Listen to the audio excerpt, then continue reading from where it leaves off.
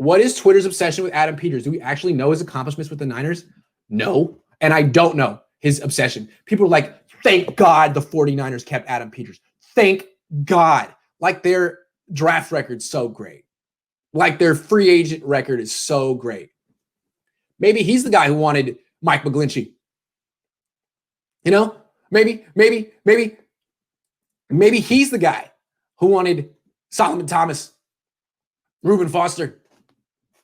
You know, I'm sure he's probably has a couple things on his resume that look good. Maybe he spotted Fred Warner and George Kittle, but really, the Niners are one of the worst drafting teams in the league. What saves the Niners is their coaching, their teaching.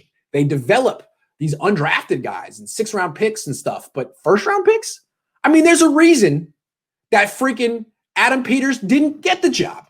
He was supposed to interview. He was interviewing for Carolina, didn't get it. I'm sure the interview was like, okay, well, what did you think of Mike McGlinchey? Oh, you wanted him? Okay. All right. What did you think of CJ Beathard? Oh, you wanted him too, huh? Okay. All right.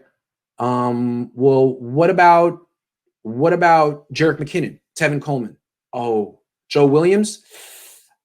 Yeah, I don't really know why Adam Peters has this fan club, but Niner fans are just really positive. They really like everyone on the team, and I feel like there's different little cults. There's the Shanahan fans, and that's a big bandwagon, and I feel like there's spillage.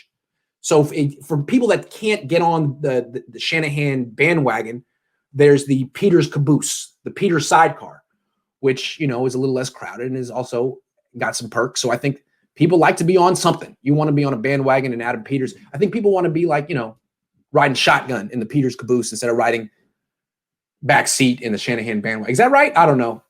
I tried my best to be scientific with that one. Hold on. Let me get through all these questions because there's like a lot of them. Hold on. That was a good question. Raj. Hey, Grant. IG account named George Kittle Nation posted a pic about Deshaun wearing a Niner jersey, and Deshaun responded on the post, dope pic. Dope. I mean, hey, maybe he does want to play for the 49ers. I think he might just like the way red looks on him. He seems to be a very fashionable person. And I think he might just like the way he looks, you know. Or he might want to come to the 49ers. I wouldn't be. I think he's just given a lot of pressure to the Texans. I still say that the Texans can't trade him. They just hired a general manager, Nick Caserio. Which general manager wants the first thing on their resume to be traded Deshaun Watson away? First thing I did when I got there. I mean, first of all, you're going to lose that trade, probably. I mean, you might win it. It's a lot of pressure to get all those picks right that you get. It just seems like it's a bad way to start. All your fans hate you. Probably the team hates you. The players hate you. And you're looked at as the reason Deshaun Watson wanted to leave and had to leave. So I think what his job is to basically work it out with Deshaun Watson. Deshaun, I know you hate me. You wanted someone else. Let me just say you don't know me. I'm committed to working with you and giving you what you want. Let's build a relationship. That's what I think is going to happen. But he's really going to bust their balls the next few months until that happens. He's going to post little pictures like that. Anyway, Maitland Eagle says, Niner fans need a Kinlaw squirrel in the mouth tape. What the hell was that? What the hell was that? Do people do that in the South? I'm sorry, I'm from Oakland. We leave the squirrels alone. You might feed a squirrel. You might give a squirrel, a piece of bread. But you definitely don't eat the squirrel. You definitely don't eat the squirrel. In fact, that might be how COVID-22 starts. We got to be careful, guys. You got to be careful. You can't just be eating things. You don't know where that's been. COVID-27. Be careful, Javon. I just didn't understand what that was about. It was really disturbing. I guess he was trying to show that he's like a beast. He's an animal. I guess so. But it haunts me. It haunts me. And I wish I hadn't seen it. I was going through life thinking there's not people like that in the world. There's no one who would kill a squirrel and then put it in their mouth and then take a video of it to brag. I mean, I didn't really even feel bad for the squirrel. The squirrel, I probably had it coming. I don't know. Squirrel looked at him wrong. But dude, be careful. Do you think Jimmy will go to the Jets with Saleh and Saleh possibly getting our free agents and Jimmy being comfortable? I talked about this. I'm sure the Niners would love to send him to New Jersey. If Robert Saleh wants Jimmy Garoppolo, he's crazy. Be careful, Robert. I'm talking to you directly. Leave that guy in Santa Clara. He is the Niners' problem. He's made $84 million the last 3 years to play 33 games. I just don't see the desire to play all the time. When things are going great, he's great, man. Feels great, baby. We're 13-3. I love football. When he's got a boo-boo, when he's got an ankle sprain, when the team's under 500, where are you, man? Hey, I can't play. Nah, that just guy, it's